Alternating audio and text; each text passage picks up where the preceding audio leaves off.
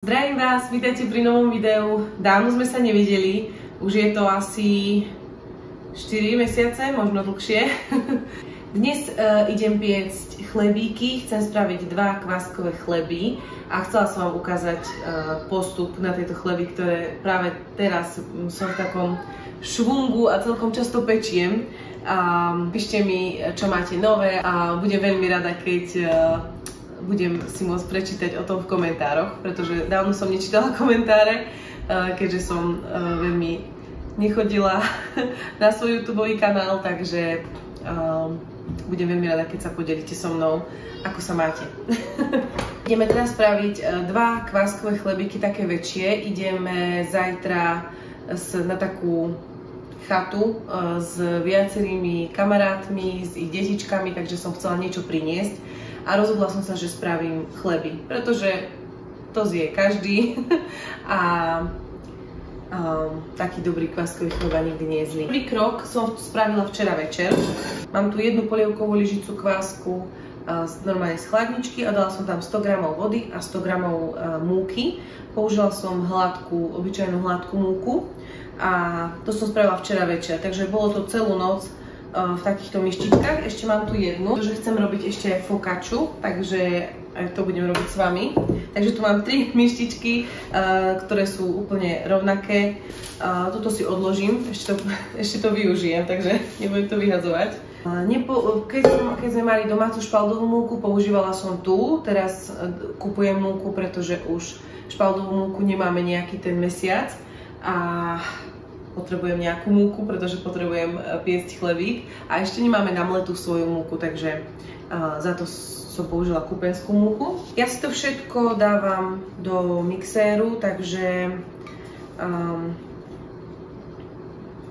to nerobím ručne, môžete to kľudne aj ručne, dá sa to, len to trošku dlhšie trvá, ale niekto tvrdí, že je to lepšie, ja som nejaký rozdiel nespozorovala, práve že ma to viacej irituje, keď to musím ručne miesiť, pretože tam ostávajú na prstoch na začiatku to cesto také je lepivé, takže mám trošku aj prevarenej vody, ale dám asi normálnu z kohúčika. Ak máte z filtra, tak dajte filtrovanú, ale máme vodu aj z vrtu, takže nie je tam veľa chlóru, takže používam normálne našu vodu. Zvykla som aj miešať tú múku, dávať polohrubú a hladkú, takže asi to spravím aj teraz. Jeden spravím taký zmiešaný polohrubá hladká a jeden spravím čisto z hladkej múky. Polohrubú múku mám obyčajnú polohrubú múku, nejakú super značku. Dobre, takže dám 300 g polohrubej múky. 320, to je úplne jedno.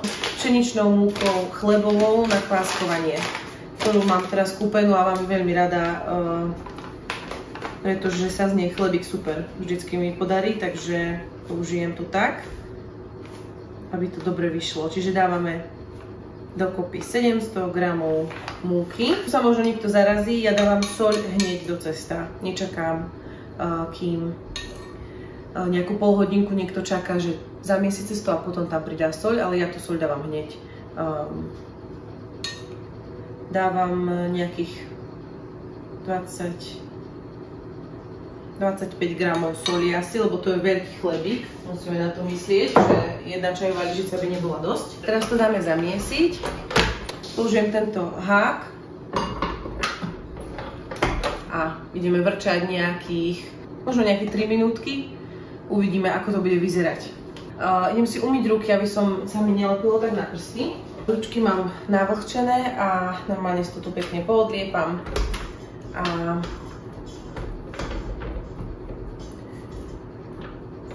Musíte si vždy sledovať, záleží aj od vášho kvásku, záleží aj od vody, aj od izbovej teploty, ako dlho vám bude trvať celý tento proces. Dám si ho tu pekne do takejto misky. Mám tieto plastové misky za mnou, tie sú tiež v pohode, ale všimla som si, že keď si dám cesto do takejto nerezovej misy alebo do sklenenej misy, tak sa mi tak nelepí na strany, keď ho prekladám. Takže preto mám radšej takúto misu, ale jedno budem musieť dať aj do plastovej, takže je to v poriadku aj v plaste. A zakryjem to touto fóliou, ktorá mi tu ostala. A teraz idem rýchlo spraviť druhý chlebík a potom idem na tú focacciu. Ja som vždycky presne sledovala recept a veľakrát sa mi ten chlebík nepodaril, takže musíte sa dívať aj na to, ako to cesto vyzerá. Nie vždy ten recept, ktorý vidíte niekde, presne sa vám podarí podľa neho. Takže treba trošku aj experimentovať, aby ste si našli ten presný postup a tú presnú dávku všetkých tých ingrediencií. Keď som začala, už teraz pečiem chlebík doma 2 roky, alebo už je to možno viac ako 2 roky. Zo začiatku tie chleby vyzerali nie ako chleby, boli to také placky. Takže, ale stále sme ich zjedli, pretože nevyhadzujeme veľmi potraviny, ale teda zjedli sme aj tie placky. A stále som sa snažila, akože mala som obdobia, kedy som si povedala, že kašlem na to. Keď vždycky manžel doniesol novú múku na mletu, tak mi bolo aj blbé kupovať si chlieb, keď mám múku doma.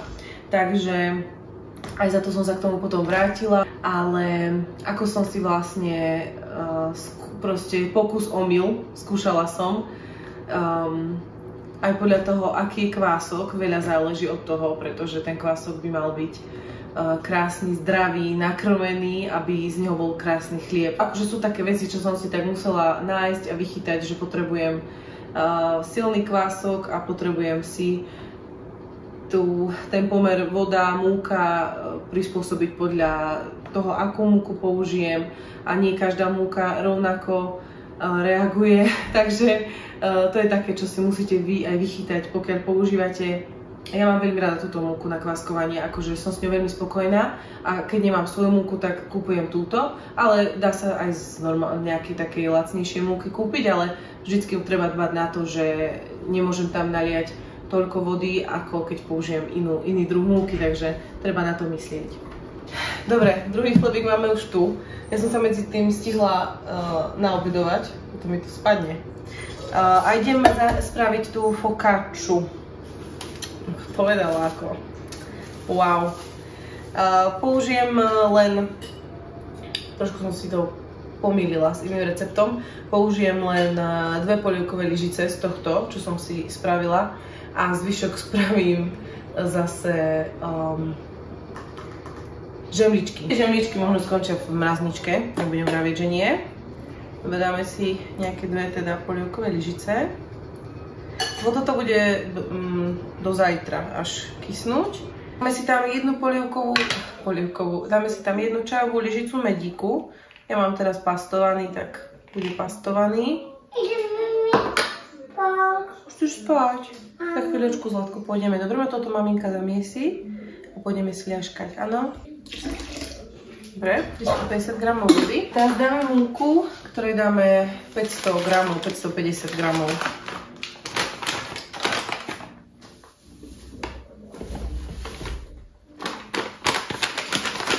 Ja to dosypem znova polohrubou múkou. Dobre, 550. Ja som. Ešte to vydrží. Dobre, toto by malo byť všetko. Teraz si to dám zamiesiť. Navlhčím ruky. Toto vy nevymiešajte úplne. Ja tak trošku.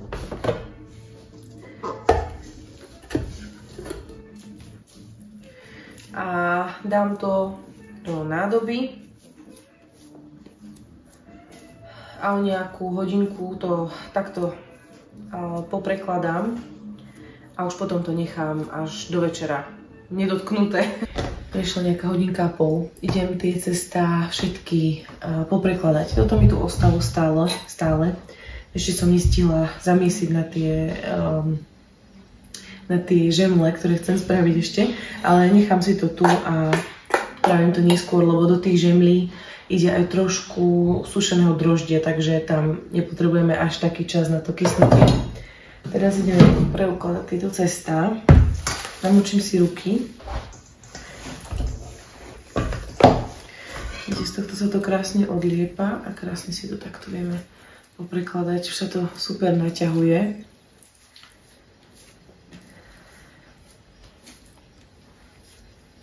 Vidíte, aké to cestičko krásne, super sa s ním pracuje teraz. Keď keď si trošku postalo.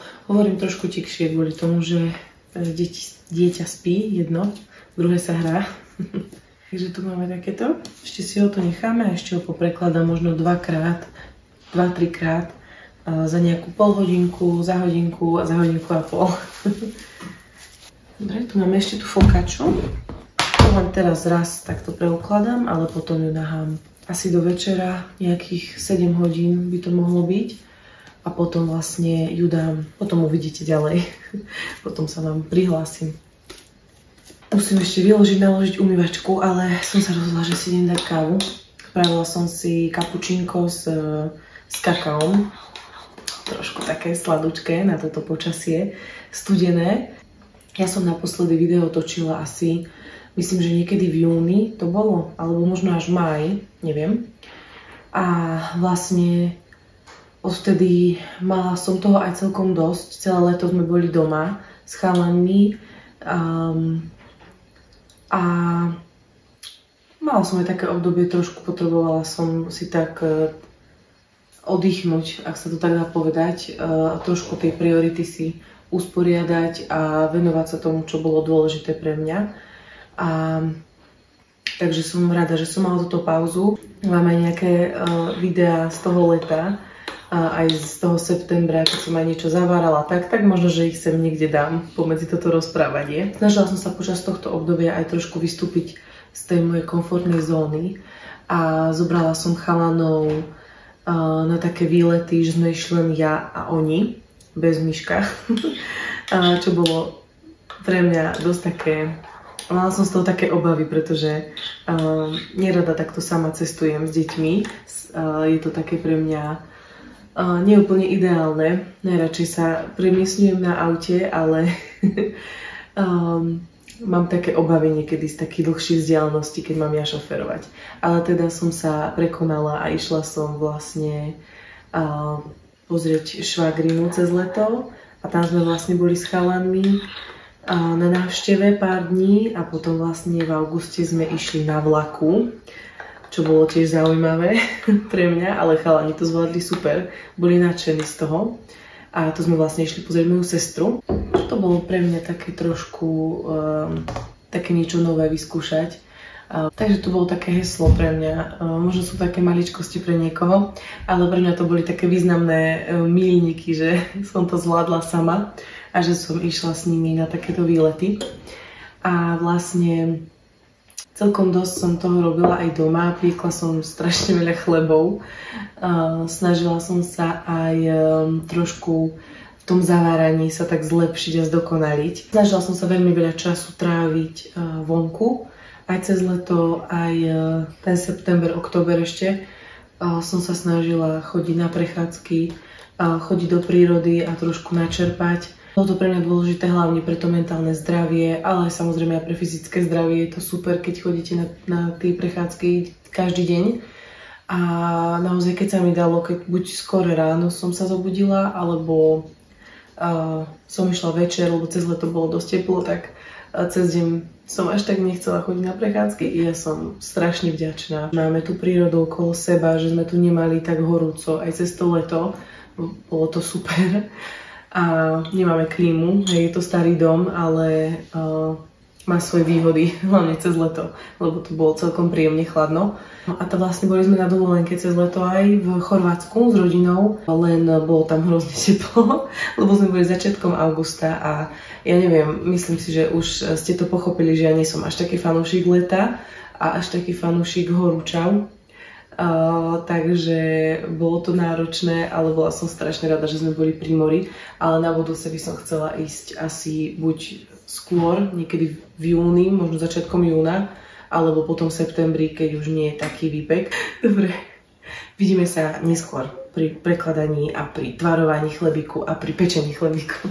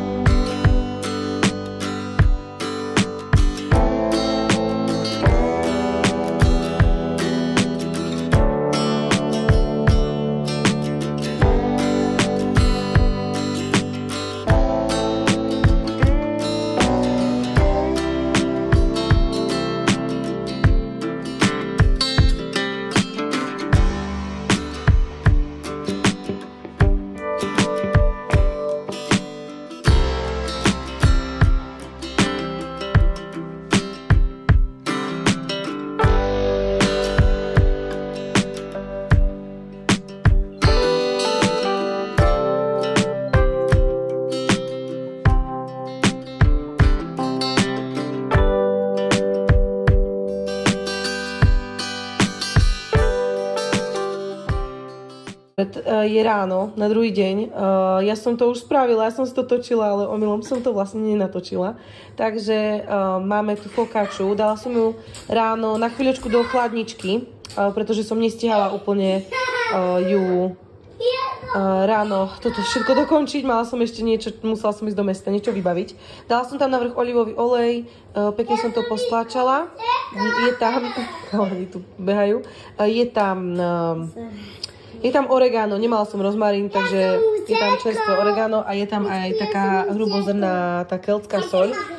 Takže ideme to dať piecť, to sa mi to trošku...